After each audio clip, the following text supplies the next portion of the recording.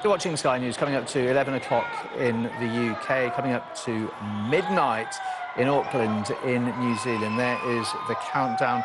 That is about to become the first major country in the world, New Zealand, to see in 2024. Let us watch that countdown. 10 seconds away now.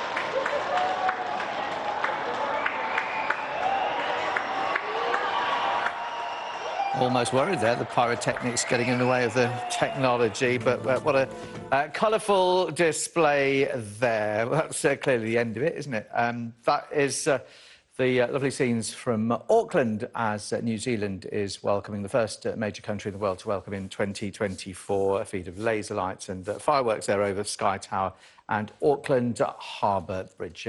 Pretty colourful affair, wasn't it? How are the Australians going to mark 2024? Well, we'll be able to find out in a couple of hours.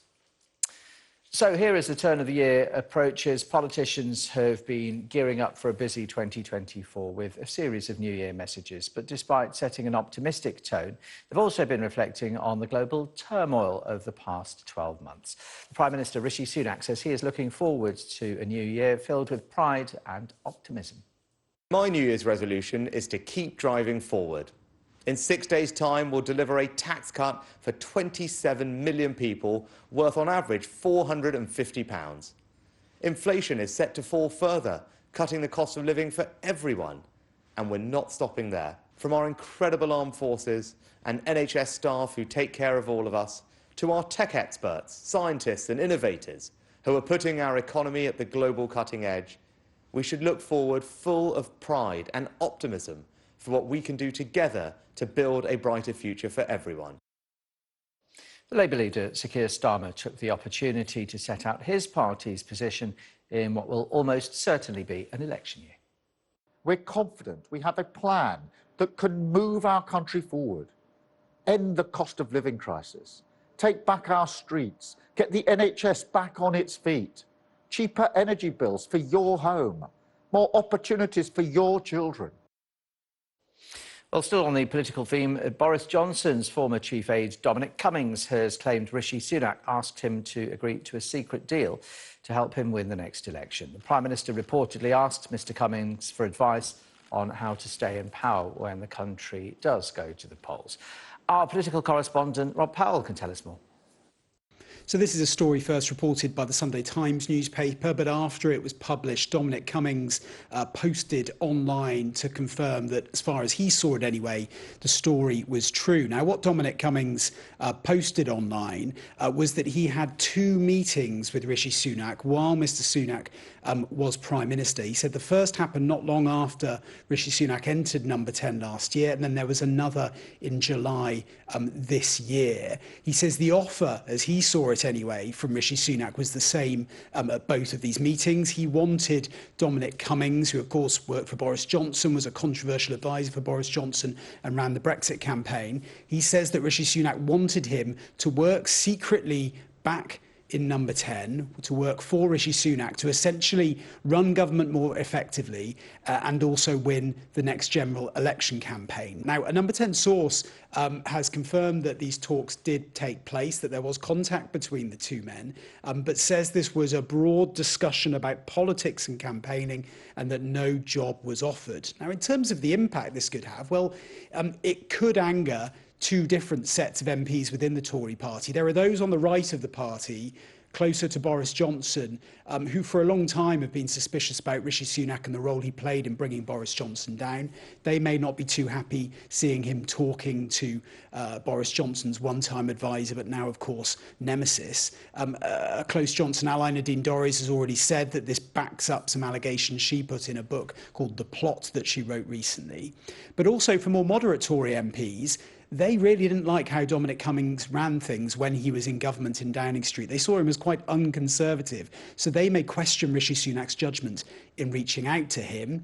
It also opens up an attack line for Labour as well, though they have already said that it shows really that there is no difference between Rishi Sunak and the Prime Ministers that have come before, and they really will probably use that to further their attack line of same old Tories.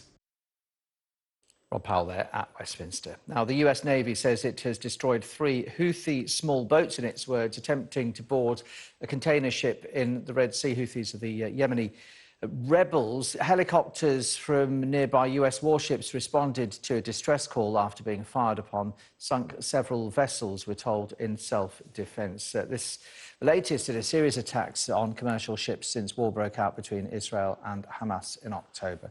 Britain's Foreign Secretary David Cameron has had this to say, tweeting about the recent attacks in the Red Sea. I spoke to the Iranian foreign minister today about Houthi attacks in the Red Sea, he says, which threaten innocent lives and the global economy. I made clear that Iran shares responsibility for preventing these attacks, given their long-standing support to the Houthis. Well, let's get up to date with developments. Sky's Nicole Johnston is live for us in Jerusalem. Hi, Nicole. Just bring us up to date then. What's been going on in the Red Sea? Well, it goes to show just how precarious the situation there is. This ship from Maersk attacked twice in a 24-hour period, and Maersk being one of the biggest global shipping companies in the world, it's now announced that it will suspend its passage up through the Red Sea, that important shipping route, for the next 48 hours. In the end, it was US naval ships positioned in that area that were able to intercept 2 missiles fired off the coast of Yemen by Houthi rebels. Those rebels have said that they are acting in support or solidarity with Hamas. And all of this has upended global shipping, forcing many companies to, instead of taking that shortcut route through the Red Sea, past Egypt, across to Europe, and now having to divert all the way down around the south coast of South Africa and get around, which is adding a lot of extra time and expense to global shipping and has forced the US to set up this multinational force. But even with all of that, Yemen's Houthi rebels are still continuing their attacks. And what's going on, Nicole, in Gaza, or what has been overnight? It's still heavy fighting and bombardment in Gaza, mainly focused on the central area now. So in refugee camps like Al-Maghazi, Al-Barij, Nuseirat, real